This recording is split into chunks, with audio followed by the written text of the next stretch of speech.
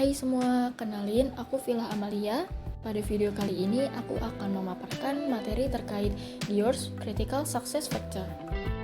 Jadi, Christian Dior atau yang lebih dikenal Dior merupakan perusahaan induk yang beroperasi di bidang desain dan penjualan aksesoris fashion serta produk kecantikan. Dior menjadi perusahaan yang menjual produk barang mewah yang telah berdiri sejak tahun 1946 oleh Christian Dior yang berpusat di Paris, Prancis. Oleh karena itu, Dior menargetkan segmen pasar global khususnya kelas menengah ke atas. Untuk produk-produk yang dijual Dior ada tas, sepatu, kalung, cincin, parfum, make up, skincare, dan masih banyak lagi. Berikut adalah analisis SWOT dari perusahaan Dior.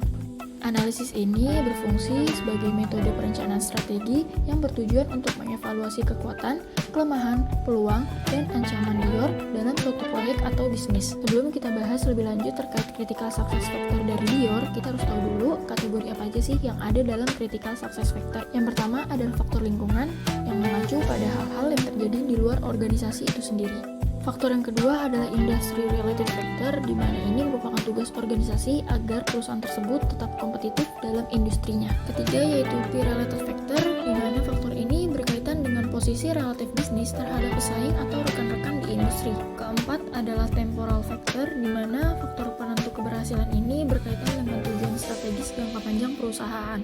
Dan yang terakhir, management position factor, di mana ini berkaitan dengan identifikasi secara internal oleh manajer yang memiliki perspektif unik terkait peran, tanggung jawab, dan area fungsi bisnis. Setelah tadi kita bahas critical success factor satu persatu, kira-kira CSF dari Dior itu apa ya?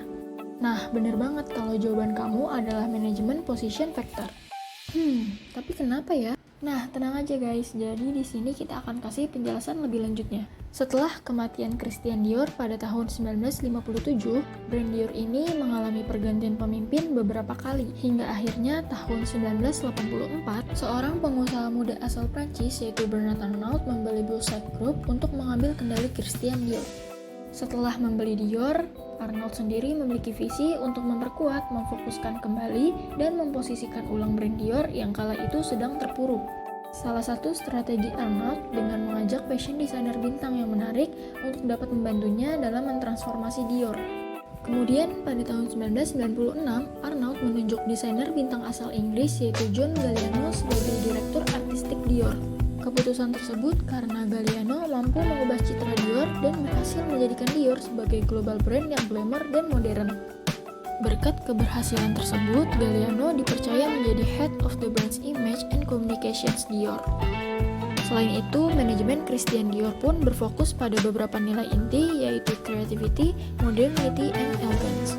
Ketiga nilai inti tersebut diwujudkan melalui strategi storytelling dengan peluncuran The New Look by Dior yang dipersembahkan oleh Christian Dior saat mendirikan usahanya.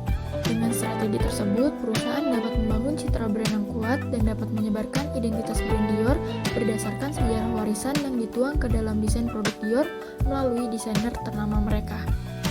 Nah, jadi kesimpulannya, keberhasilan Christian Dior ini berfokus pada internal bisnis perusahaan yang tidak terlepas dari sosok Bernard Arnault yang menjadi salah satu aktor untuk mentransformasi Dior. Transformasi tersebut diwujudkan dengan mengajak fashion designer ternama untuk menciptakan produk sesuai karakteristik Dior dan tren terkini. Kedua, menggunakan strategi storytelling sebagai bentuk komunikasi Dior dengan customer-nya. Dan yang terakhir, memasarkan produk-produk Dior secara limited edition atau musiman.